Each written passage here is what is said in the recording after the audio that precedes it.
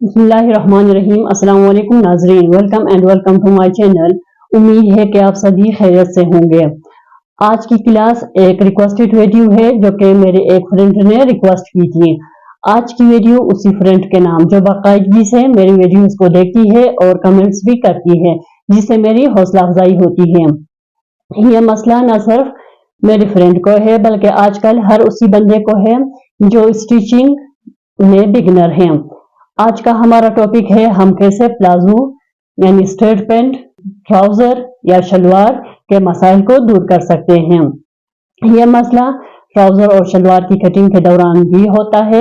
अगर कटिंग के दौरान चंद बातों का ख्याल न रखा जाए तो ट्राउजर या शलवार को पहनने के बाद बहुत सारे मसाइल को फेस करना पड़ेगा।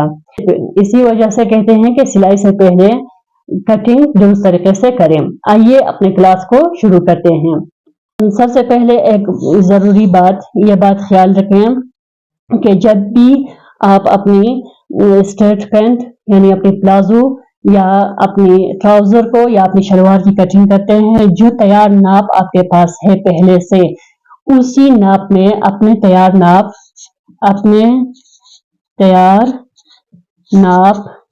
में 2 इंच उसमें आप ऐड करें, इसमें 2 इंच ऐड करें, फिर इसकी कटिंग करें।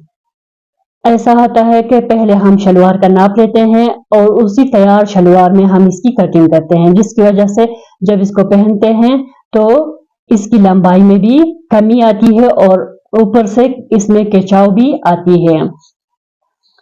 नंबर 2, दूसरी गलती, जब हम ट्राउजर या शलवार की कटिंग करते हैं तो नेफा या लास्टिक के हिसाब से हम 2 इंच 2.5 इंच नहीं छोड़ते हैं, आगे हम उसकी लंबाई रख देते हैं। फॉर एग्जांपल यहाँ पे एक अखबार है, हमारी गलती ये होती है कि जो फुल लंबाई हमारे पास है उसी फुल लंबाई को यहाँ से स्टार्ट से ही हम रख देते हैं।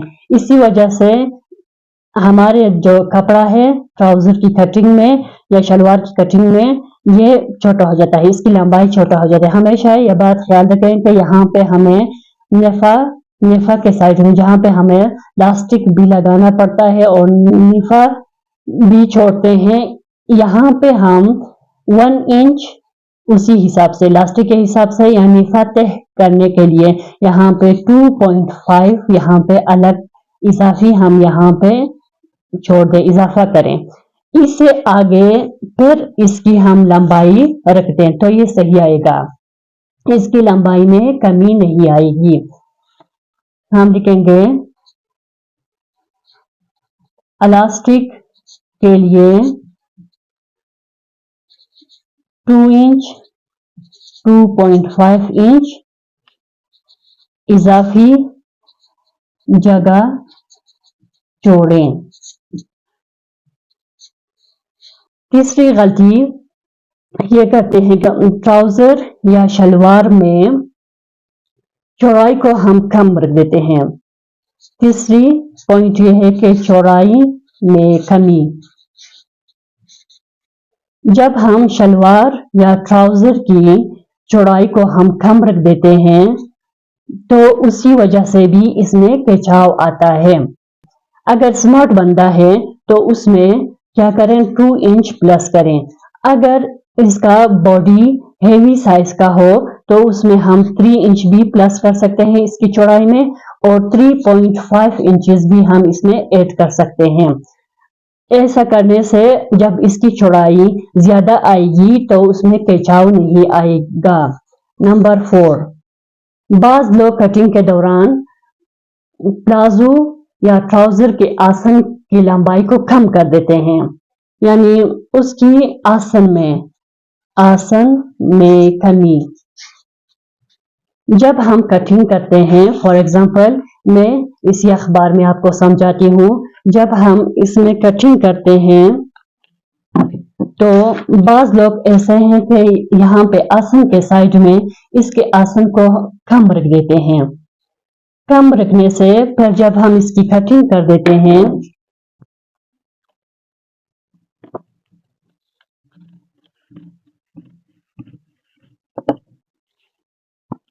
तरह जब हम इसकी कटिंग कर देते हैं तो ये आसन हमारा छोटा हो जाता है। यहाँ से तो ये फोल्ड होता है, इलास्टिक लगाने के लिए हनीफा की फोल्डिंग में ये कम हो जाता है। जब हम इसी शलवार या ट्राउजर को पहनते हैं तो इसमें खिंचाव आता है। आप इस बात का ख्याल रखें कि अपनी इस आसन को या तो आप हिप के हिसाब से रखें या कमर के हिसाब से, जितना आप यहाँ पे रखेंगे कमर के हिसाब से उसमें 2 इंच ऐड करें या 1 इंच ऐड करने के बाद, क्योंकि थोड़ा सा यहाँ पे सिलाई में भी सिलाई का हक भी आता है, इसी वजह से यहाँ पे छोड़ने के बाद आप उसकी कटिंग करते हैं। ये तरीका गलत है। अगर आप आसन को छोटा रखेंगे तो ये आप पर फिट नहीं आएगी। 5वें नंबर पे है कटिंग के दौरान जहां पर आसन की एंड होती है, यानी आसन के करीब पांचों की नाली में हल्की सी गोलाई नहीं करते तो इससे ट्राउजर में खिंचाव आएगा या प्लाजो में खिंचाव आएगा।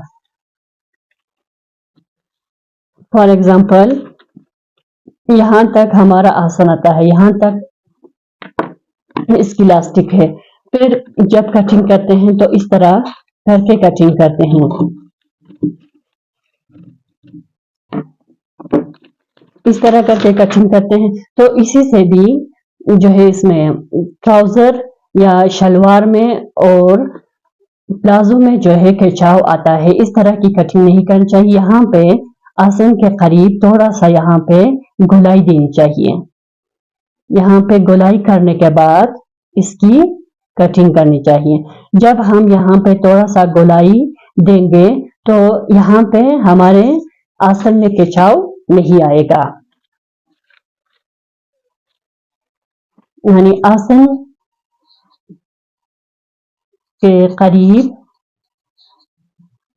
थोड़ा सा गोलाई कर लें। जब आसन के करीब थोड़ा सा गोलाई हम देंगे तो पहनने के बाद उसमें खिंचाव नहीं आएगी। नंबर 6 में आसन के हिस्से में जब गोलाई करेंगे तो हल्की सी गोलाई करेंगे, जब कटिंग करेंगे तो उसमें खिंचाव नहीं आएगी। फॉर एग्जाम्पल यहाँ पे हमें फिर जब आसन की कटिंग करते हैं तो इधर हमें गोलाई करनी पड़ेगी। ये आसन के साइड है। यहाँ पे बाज लोग ऐसे हैं कि फुल यहाँ पे इस तरह की गोलाई देते हैं। फुल जब गोलाई देंगे तो इससे भी आसन में खिंचाव आएगा, पांचे ऊपर को उठते हैं। यानी इस तरह की जब हम फुल गोलाई कर लेते हैं, इस तरह की जब हम गोलाई कर लेते हैं तो स्टिचिंग के बाद ये इसके साथ यूं जुड़ जाता है, जिसकी वजह से पांचे बार बार ऊपर को उठते हैं। यहाँ पे इस तरह की गलती नहीं करनी चाहिए। यहाँ पे आप फॉर एग्जाम्पल हमें यहाँ से इस तरह की कटिंग करनी चाहिए। थोड़ा सा यहाँ पे गोलाई करने के बाद इसकी हम कटिंग करते हैं तो इसमें खिंचाव नहीं आएगा। अगर फुल यहाँ पे इस तरह की हम यहाँ पे कटिंग करेंगे तो इसमें खिंचाव आएगा जब आसन में हम गोलाई देते हैं। यहाँ पे आसन में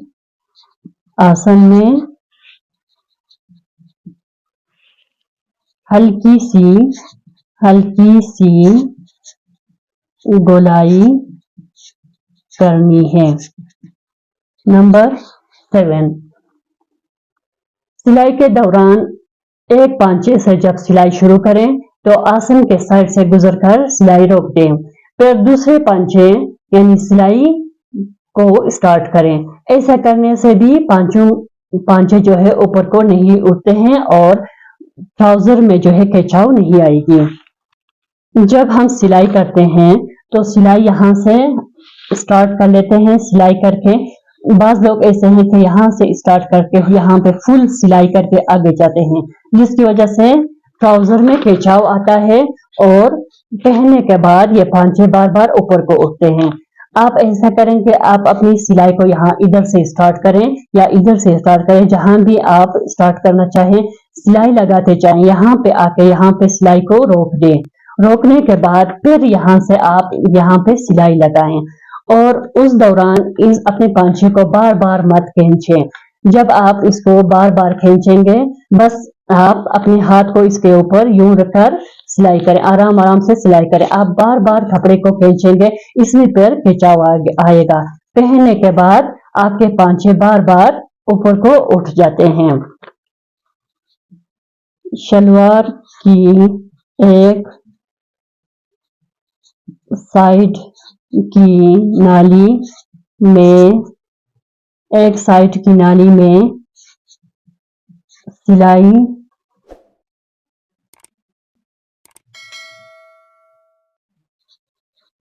दोबारा दूसरे पांचे से सिलाई लगाना शुरू करें।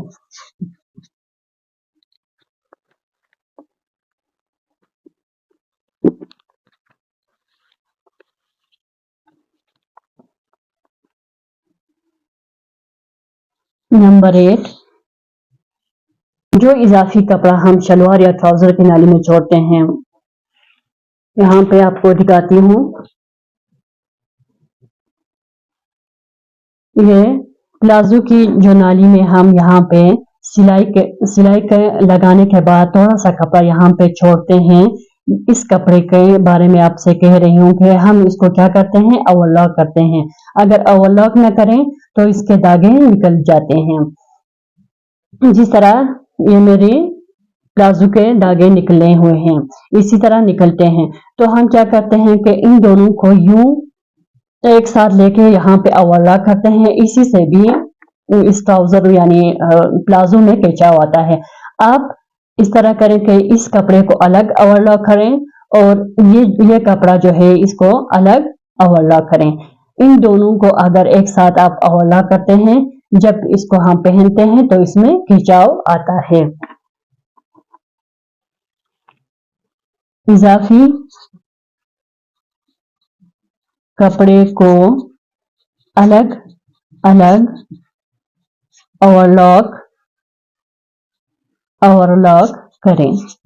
अगर आप इन सारी बातों को ख्याल रखते हैं फिर भी ट्राउजर या प्लाजो में खिंचाव आता है तो लास्ट में 3 पॉइंट मैं आपको बता देती हूँ कि आप अपनी प्लाजो या ट्राउजर की कटिंग के दौरान जब इसको करते हैं तो उसमें खिंचाव नहीं आएगा।